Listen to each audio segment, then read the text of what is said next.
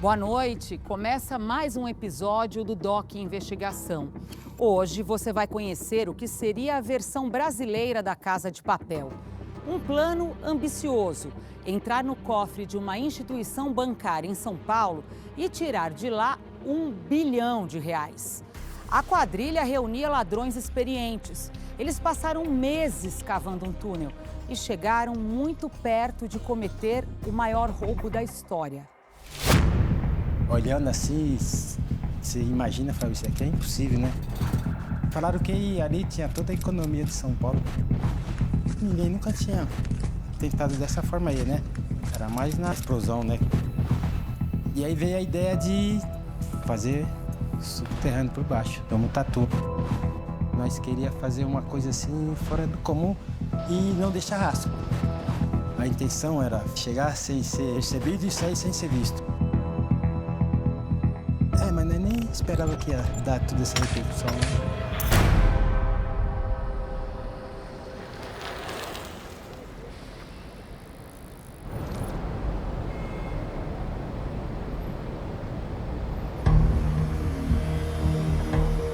A gente, na época, estava monitorando uma quadrilha que fazia corte em caixas eletrônicos. Eles primeiro usavam serra-copo, depois começaram a usar uma solda de plasma.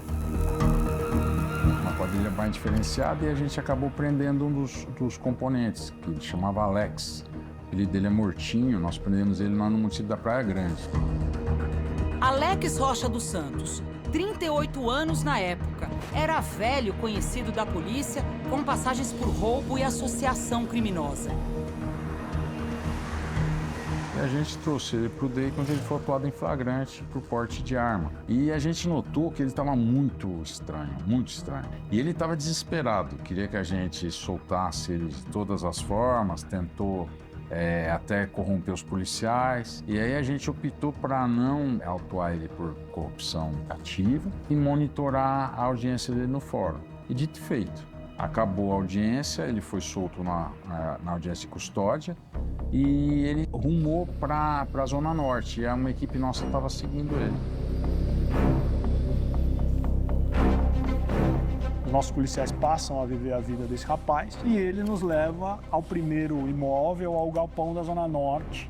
Esse nosso alvo entra no galpão e fica durante um tempo. A gente sabia assim, vai acontecer alguma coisa grande em São Paulo, eles vão executar o crime e eles vão roubar muito dinheiro de algum lugar. Ao mesmo tempo, um informante procura um policial e diz: está prestes a acontecer um roubo bilionário em São Paulo. Foi isso. Parecia mentira, mas a gente decidiu investigar e tinha o dever também, né, de investigar. A partir daí começa uma operação silenciosa da polícia para evitar o que seria o roubo do século. Sim, seria um roubo gigantesco, sem precedentes na história da polícia. O informante, quando ele procura a polícia, algum interesse ele sempre tem. O informante é um colaborador. Ele, às vezes, é uma pessoa frustrada, que excluíram ele do crime. E aí, quando ele percebe que vai ter uma ação gigantesca, que todo mundo ali que em volta dele vai ficar rico e ele não, ele, talvez por inveja, ele acaba passando a informação para os nossos policiais. O informante da polícia traz duas informações fundamentais. Os bandidos vão roubar R$1 bilhão e eles vão fazer isso cavando um túnel. Diversos indivíduos, de 15 a 20 indivíduos, estariam fazendo esse túnel que saiu quase pronto, inclusive. A gente achou uma história bem fantasiosa, devido aos valores que ele informou pra gente. O informante diz R$1 bilhão. Dá para acreditar nisso logo de cara? A gente pensa assim, fala, putz, R$1 bilhão é muito dinheiro para levar, assim, fisicamente falando, é muito dinheiro para tirar de algum lugar. Ia ser o maior roubo do mundo, ia ser o roubo do século, porque o que acontece, para ter uma ideia de valores, o Banco Central lá no Ceará foi 160 milhões. O assalto ao Banco Central em Fortaleza ganha o noticiário do mundo inteiro. O crime na capital cearense foi em 2005. Lá, os criminosos também utilizaram um túnel.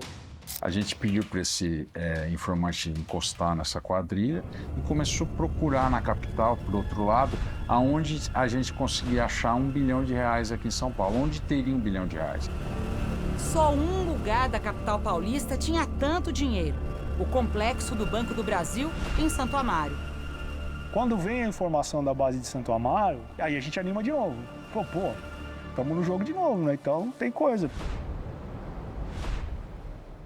Só que nesse jogo, os ladrões estavam na frente. Pela primeira vez, um dos integrantes da quadrilha vai contar tudo o que aconteceu. E não vai se esconder. A entrevista vai ser num bar, local onde boa parte desse crime foi planejado. Eu sou Valdomiro José da Cruz, mais conhecido como Mirão. Por que você resolveu dessa entrevista agora? Poxa, porque já vai para quase 10 anos que isso ocorreu.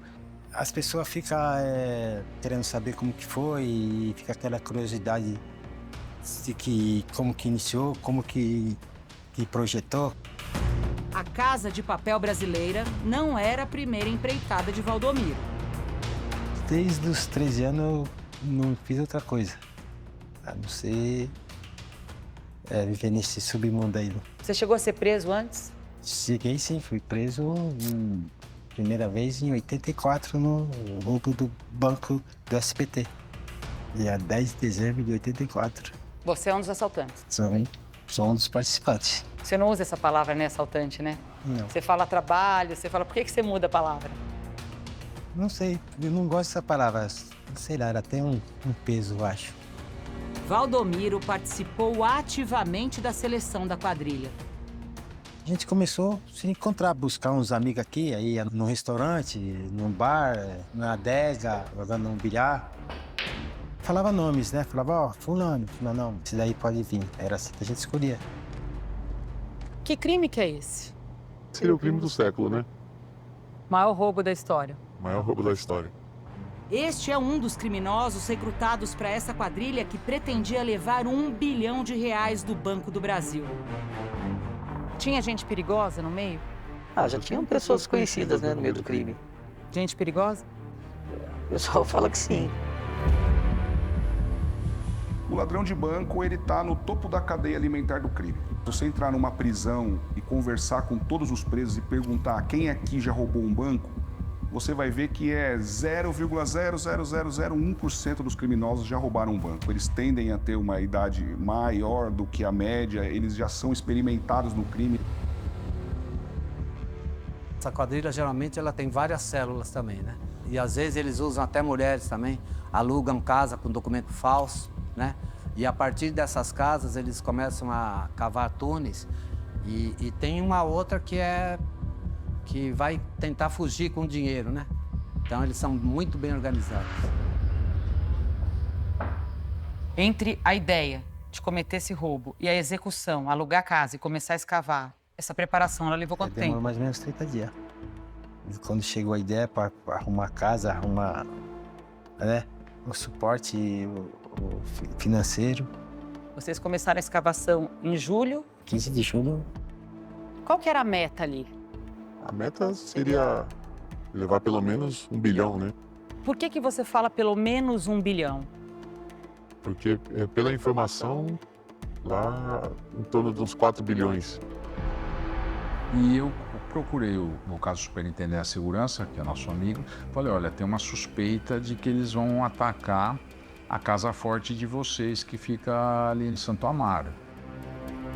Num primeiro momento, ficava meio que uma sensação de coisa impossível. Me informou, imagina, impossível.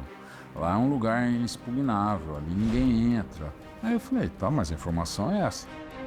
Obviamente, contestamos um pouco sobre o fato de ser um prédio construído lá na década de 70, com uma estrutura fantástica de concreto, armação, voltado para ter uma segurança absurda, né, nível Banco Central, vamos dizer assim, de ter uma possibilidade de uma investida criminosa dessa. Passou 2 horas, o cara me liga, até com uma voz meio mudada. Falou, olha, teve um problema lá na construção e lá não é tão seguro assim, pode acontecer. Porque na construção, quando estavam fazendo as fundações, como aquilo antigamente era um brejo, ela afundou. Aí tiveram que aterrar para poder fazer, na fase de fundação. Então, acabou não tendo um subsolo e nem um dar terra.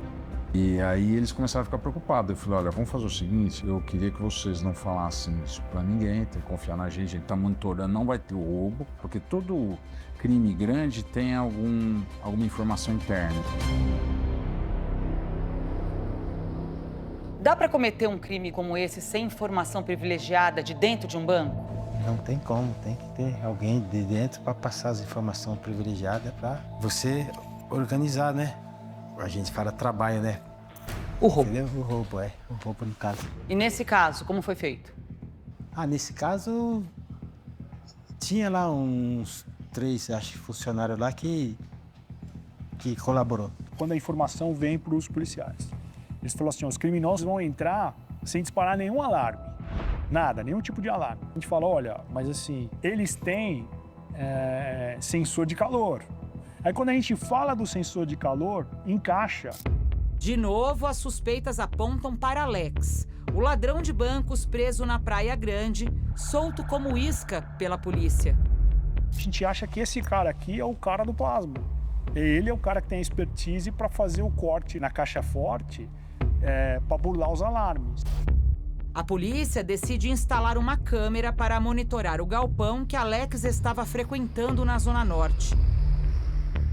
E a gente vê a movimentação de muitos homens. A gente percebeu que estava um entra e sai de bandidos conhecidos nossos. Em um dia, 2 dias, a gente tinha certeza que lá era a base deles. Por quê? Porque começaram a transitar 2 criminosos, que a gente já conhecia por investigações pretéritas, o Alceu e o Fernando. O Alceu era um criminoso diferenciado. Se ele estivesse ali, realmente iria acontecer alguma coisa grande.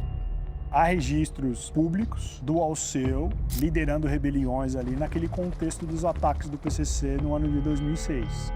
Dentro do mundo do crime, ele era um cara bem respeitado. Em maio de 2006, partiu da facção criminosa uma ordem de atacar agentes e unidades de segurança pública em São Paulo. A onda de violência gerou mortes e paralisou a cidade. Homens da Polícia Militar ficam agrupados para se proteger e não fazem as rondas tradicionais. Segundo o Serviço de Inteligência da Polícia, a organização criminosa convocou bandidos para novos atentados. O Fernando não é um criminoso violento. E o tráfico de drogas dele não é o tráfico de drogas armado, é o tráfico de drogas gerencial. Mas ele é o cara articulador, ele é o cara bom de conversa e ele era o cara de confiança do Alceu. E com a informação dos dois, do Fernando e do Alceu, a gente volta para o nosso informante. E mostra, olha. E aí ele fala assim, 100%. Se esse criminoso, que é o responsável ali pelo plasma, está envolvido no crime de Cunha, a chance desses 2 serem os mentores aumenta muito e aquela é a base.